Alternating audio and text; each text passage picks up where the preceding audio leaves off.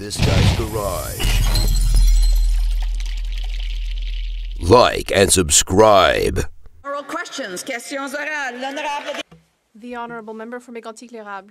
It's been a tough first week of session for this Prime Minister, a second defeat in a Liberal stronghold, and he's lost his Quebec lieutenant and a member of his caucus. That's right after the poor performance in the by-election. The only good news is that now he has a coalition with the leader of the Bloc Québécois in order to save his bad minority government. How can this Liberal government still ask for the confidence of parliamentarians or Canadians? Well, it's a great idea to ask this question on September 20th, the day when the childcare benefit is being paid. In my colleague's writing, families are receiving $650, and that's with no tax. There are thousands of families in my colleague's writing. But, as usual, the Conservatives want to cut everything, including, according to his leader, the childcare benefit. Does my colleague agree with that? After 9 years of the NDP Liberals, taxes are up, costs are up, crime is up, time is up. But it was the leader of the NDP who was out trick-or-treating a bit early. He was tricking Canadians into thinking he was going to end his Liberal coalition, and his treat was his pension. As a result of that, more and more Canadians are facing the carbon tax, and we have 9 million Canadians who are facing food insecurity. Will the NDP Liberal government end its tricks and call a carbon tax election so it's Canadians who have the treat? Hear, hear. I'm hearing some other voices aside from the one who has the floor. I would just ask members to please hold off until it's time for their question or comment. The Honourable Member, l'Honourable Secrétaire Parlementaire.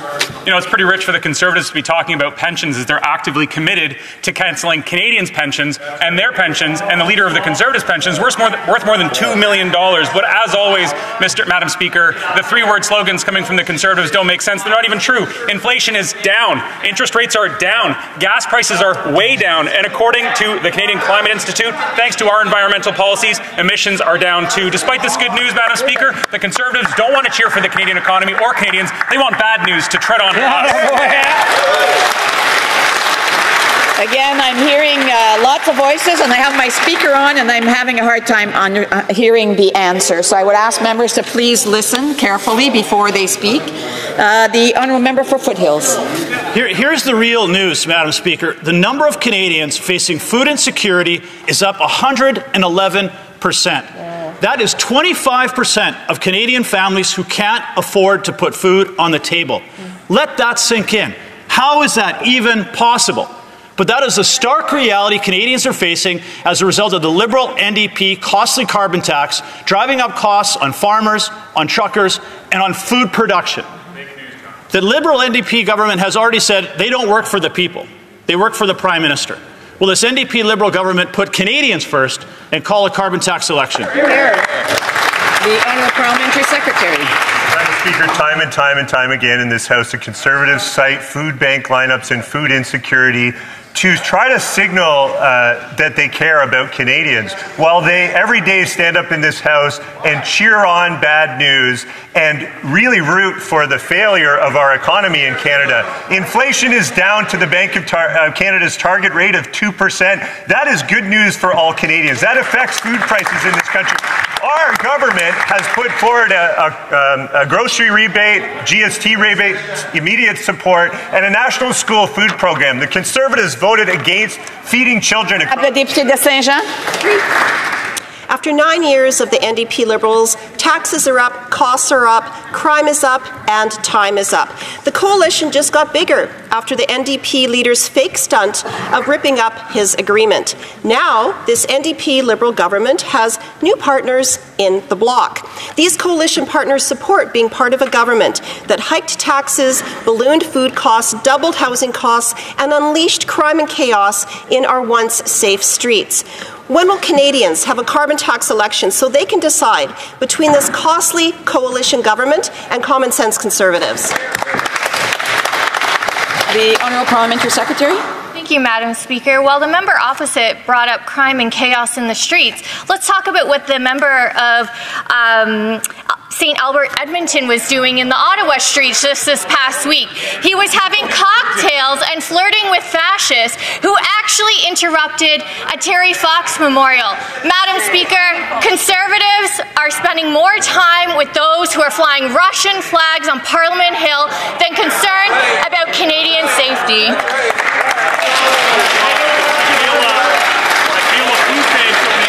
Order. Order. I want to remind members, if they don't have the floor, they shouldn't be speaking, and there was quite a few of them doing that. So just listen to the answer, whether you like it or not. The order. The Honour for Kelowna Lake Country. Madam Speaker, in Kelowna recently, someone broke into a home in Kelowna and stabbed a woman. This was a violent, random crime. And so for the member to talk about discounting crime and chaos in our communities, shame on her.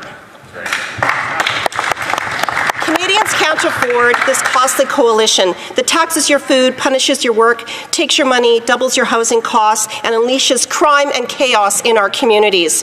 Common sense Conservatives will axe the tax, build the homes, fix the budget, and stop the crime. When will we have a carbon tax? The Honourable Parliamentary Secretary. Madam Speaker, once again we see the Conservatives purporting to support feminism and to be against violence against women, yet what we know is the vast majority that women are subjected to gun violence, yet what do Conservatives do? They're silent. They take on the talking point of the gun lobby over Canadian women who are saying that we need to keep our communities safe and get restricted weapons that are meant for the battlefield off our streets. Why aren't Conservatives standing up for Canadian women? After 9 years of this NDP Liberal government, taxes are up, costs are up, crime is up, and time is up, with jaw-dropping news about carbon tax Carney. His investment firm owns the second largest mortgage insurer in Canada, and these Liberals changed the rules to allow for larger and longer mortgages, meaning higher interest payments and more money in carbon tax Carney's pocket. His company's stock shoots to 6-month highs, and he tells the Prime Minister to raise the carbon tax on Canadians. Is that supposed to be a good deal for Canada? L'honorable secrétaire parlementaire. Unlike the Conservatives, we do see the value in consulting experts from across Canada. But let's talk about where the Conservatives have been getting their advice lately. You see, the leader of the Conservative Party gets his advice on how to help Canadians with the rising cost of food from a Loblaws lobbyist. They also get their advice from Elon Musk and Tucker Carlson. Madam Speaker, these Conservatives get their advice from misogynists and far-right hate groups, and I think Canadians should be very concerned. The honourable member for Leeds, Grenville, Thousand Islands and Rideau Lakes. It's a new conflict of interest every single day with carbon tax Carney. His buddy, the CEO of Telesat, got $2.14 billion in a check from this government for what other companies say they could do for half the cost. His investment firm is in discussions with the Liberal government for $10 billion taxpayer dollars, and like I just said, his investment firm is also going to be cashing in with 6-month stock price highs after changes to the mortgage rules. Is it any wonder that this Liberal Prime Minister, twice found guilty of breaking ethics laws himself, is trying to shield carbon tax Carney from Canada's conflict of interest regime? The Honourable Parliamentary Secretary. Madam Speaker, you know, sadly, what else is up? Character assassination. It's unacceptable, Madam Speaker, to come into this chamber and time after time go after individuals' character. It undermines the integrity of this institution, and Canadians are fed up. I would have thought this member of all people would have learned that lesson some time ago, but apparently I was wrong. Thank you, Madam Speaker. Carbon tax Carney's appointment as a de facto finance minister is more of the same boondoggle this government is famous for. Almost immediately, a $10 billion contribution to one of the companies that he serves on is announced, shoveling an extra $200 million per year to Brookfield, and carbon tax Carney shoving more money in his own pockets. Why did the Prime Minister exempt his de facto finance minister from conflict of interest rules? The Honourable Secretary Parlementaire. The Honourable Parliamentary Secretary. The Conservatives stop betting against the success of Canadians. Canada's growth is actually projected to beat all of our peers, the United States, the United Kingdom, Germany, and I could go on. But the Conservatives have hitched their political and electoral fortunes on the failure of the Canadian economy. The truth is that we are making the economic pie larger and larger so that every Canadian could get a larger slice, Madam Speaker. When will the Conservatives stop betting against the success of Canadians? The honourable member for Scarborough Centre. Madam Speaker, this summer millions of Canadians tuned into the CBC and Radio Canada to cheer on Team Canada at the Olympic and Paralympic Games in Paris. Canadian athletes set new records and made us all so proud. Scarborough is home to many athletes who train at the Toronto Pan Am Sports Centre, but it is also an important community hub for activities and events. We are proud of our local heroes like Scarborough's Josh Leondo, who became the first black Canadian swimmer to win an Olympic medal. Can the Parliamentary Secretary for Sports and Physical Activity let this House know how we are supporting athletes so they can keep representing Canada with pride and excellence? The Honourable Parliamentary Secretary. Thank you, Madam Speaker. Canadians are proud to celebrate the exceptional performances of Team Canada athletes this summer as they won a record number of medals and inspired the next generation of Olympic athletes. And Madam Speaker, through Budget 24, our Liberal government boosted the Athlete Assistance Program that supports Canadian athletes. These carding checks directly support over 1,800 athletes across more than 94 sports. But we're also investing more broadly in participation, Madam Speaker, not just for future sports stars, but also to support the physical and mental health, the strength of our communities through the power sport, physical activity and recreation. Our community Sport for All has brought sport to over 1 million Canadians so they could try new sports and activities, because when Canadians are moving, our whole country wins. The honourable member for North Island, Powell River. Communities in my riding have been waiting for the plan for open net fish farms. It was supposed to be released in June. The Liberals instead announced that they'd be announcing a plan later. The Liberals have spent years delaying on real job strategy for all of those who will be impacted. Coastal communities must not be left behind. Will the Liberals stop the delay and ensure the plan delivers necessary funds to support impacted First Nations and coastal communities? Hear, hear. Parliamentary Secretary to the Minister of Fisheries, Oceans and the Canadian Coast Guard. Thank you, Madam Speaker. Our government is committed to protecting wild Pacific salmon and will implement a ban on open net pen salmon aquaculture in British Columbia by 2029. Fisheries and Oceans Canada is working to ensure that the draft transition plan for salmon aquaculture is measured and indeed responsible.